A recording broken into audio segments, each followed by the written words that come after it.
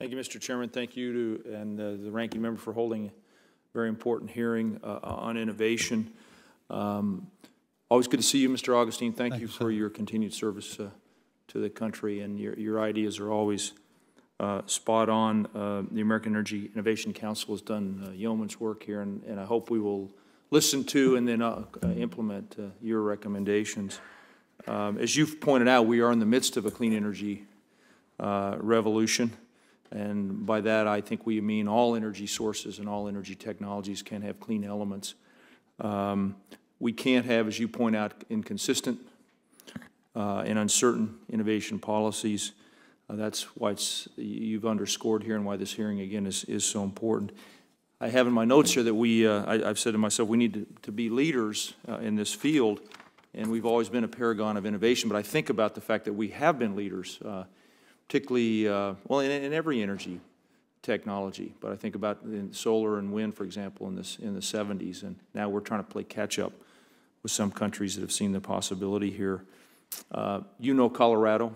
I'm biased. I'm honored to represent the state of Colorado. We are a national leader in many areas, and we have a great, I think, model of how industry, entrepreneurs, universities, research institutions like the National Renewable Energy Lab, and the government are all encouraging energy innovation, which then spurs job creation and economic growth. And then I would venture to say that therefore means that Coloradans and Americans have a more secure energy and economic future. So thank you for pointing out all these possibilities to us. Let me move to ARPA-E. You talk about ARPA-E as a model program, that one we should prioritize, and we can grow it going forward. You recommend that other parts of the DOE could use the ARPA-E model. Would you speak to that, how this ARPA-E model could be applied in more specific and maybe perhaps in more broad ways, not just in the DOE, but as well in other agencies, other areas of activity? Senator, I'd be glad to do that. Let me try to describe what I think are the essential facets of ARPA-E. One of which is that ARPA-E was always willing, or excuse me, let me say the ARPA model. Yes. ARPA was always willing to take risks and realized that in some cases they would fail. ARPA did not devote itself to trying to do something we now do 20% better. They devoted themselves to trying to do it 3 times better. And when they succeeded, it was really an impactful event. So they were willing to take risks. They set high goals. They were very decisive in deciding what they would support. And when they could see that something wasn't achieving what they expected, they stopped it and put the money elsewhere. Very important to ARPA, I believe, is that they attracted extremely high-quality talent. And one of the ways they did that was by delegating a lot of authority to the program managers who oversaw these projects. Another thing they did was they expected people to only stay there 4 or 5 years. They had a lot of rotation of people. Mm-hmm. And clearly the best way to freshen an organization is to rotate people through it, and the best way to transfer knowledge to other organizations is by rotating people out of it into those other organizations. And then finally, I would have to cite that in the case of ARPA, the government has been, I don't like the word generous, but has been, I think, very constructive in supporting ARPA financially so that it has the resources it needs to pursue good ideas. So those are the sorts of things. And also ARPA is very problem-solving oriented. They're not organized by discipline as is DOE or as our universities. They set out to solve a problem. So in effect, you're saying you have to be willing to risk failure. You need to provide a lot of space in a decentralized environment and turn people loose with a goal of not increasing the value of the product or the service 20%, but 3x.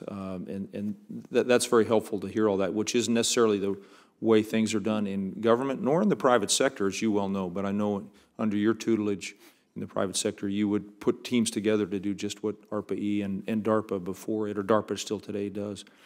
Let me in the remaining time I have, talk about how we help American households transition to renewable energy systems. Those initial capital investments can be really cost prohibitive. We now see some creative ways in which residential renewable energy systems are leased. And Senator Whitehouse and Alexander have introduced a bill, the acronym is the REAL Act, Renewable Energy Access Through Leasing. I've joined them in that, co-sponsoring that legislation. And what it does is it creates a secondary market by having the government ensure the leasee's value. And the CBO scored this at no cost, which is always great in this town today. Can you speak to that model? Are there other areas in which you might have identified where we can help those who want to make the right investments but who find the cost of the capital prohibitive or difficult to embrace initially? Yes, and I think the sort of thing you described really addresses the other side of trying to encourage clean energy implementation. One side is to encourage the research and development and so on. The other side is the pull side to help the consumer afford it. And that can certainly be done by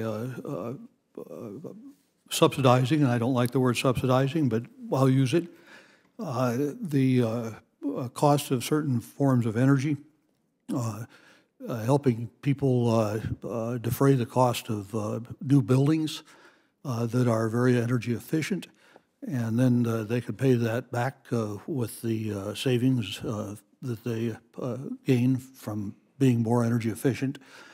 And I think in the grand scheme of things today, we have a remarkable opportunity that bringing together the idea of horizontal drilling and hydraulic fracturing to recover shale gas could well buy us the time to pursue some of these really promising clean energy opportunities that otherwise we just didn't have time to pursue, given our dependency on oil and the lack of much we could do about it.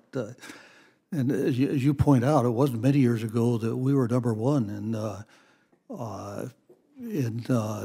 photovoltaics and central thermal systems and wind power. Today, we've lost our lead. And I was recently in Japan, and I was struck by how much we've lost our lead.